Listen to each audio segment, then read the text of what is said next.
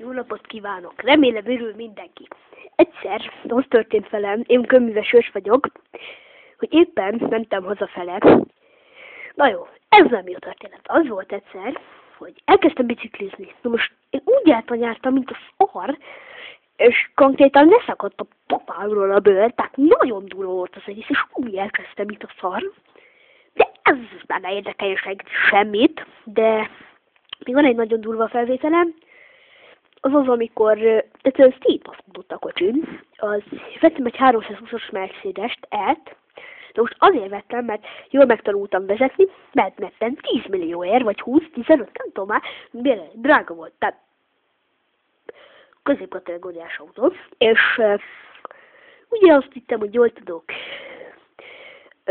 tudok vezetni, hát ez nem jött be, mert hátra volt téve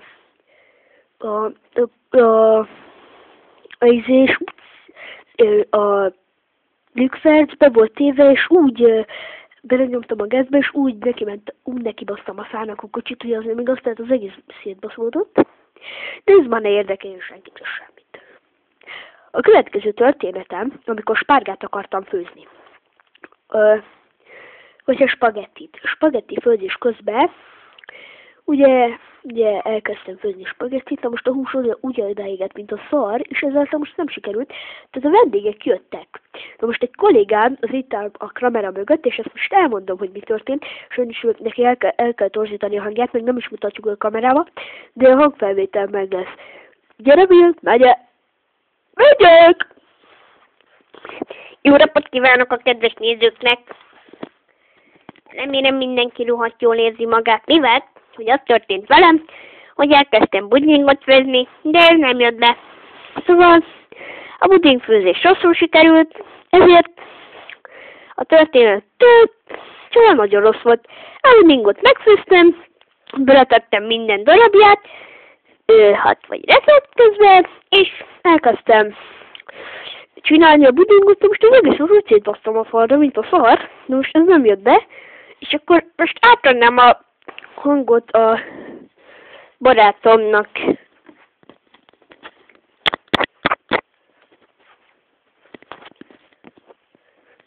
Megint itt vagyok, mindjárt. Szóval, a történet volt, hogy... És akkor a harmadik történet az volt, amikor bementem egy kocsmába, de most a dolog úgy történt, hogy leégte magát mindenki, kivégem, én limonádét kértem, és úgy fejbe vágtak, mint a baszott kurva anyag. Na most ez elkezdődött, és az egész dolog nagyon durva volt. Úgy elbasztam a dolgot. Szóval elkezdtem a dolgot, és úgy elkezdtünk verekedni. Utána bekerültem a börtönbe, az avadékot letették értem, és kijöttem, de ez még nem volt elég, mert utána meg lávoldőttek, és utána még mindig lehet látni, és utána pedig úgy szétdoztak. És még van egy nagyon híres vendég, a neve Kóka János, utálom, mint a szart, de meg is mutatom, ja. Kóka, gyere Kóka, Kóka, lóka, Kóka. Jó napot kívánok! A forint csökkenése, ez a valuta csökkenése megállíthatatlan, én ennyit mondok, megállíthatatlan. Csak. Itt vagyok megint. Na most lekapcsolnám a kamerát, mivel...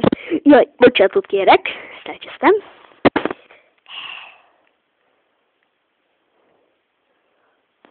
Megint itt vagyok. Most viszontlátásra mindenkinek. Remélem, hogy találkozunk. A lényeg az, hogy viszontlátásra mindenkinek.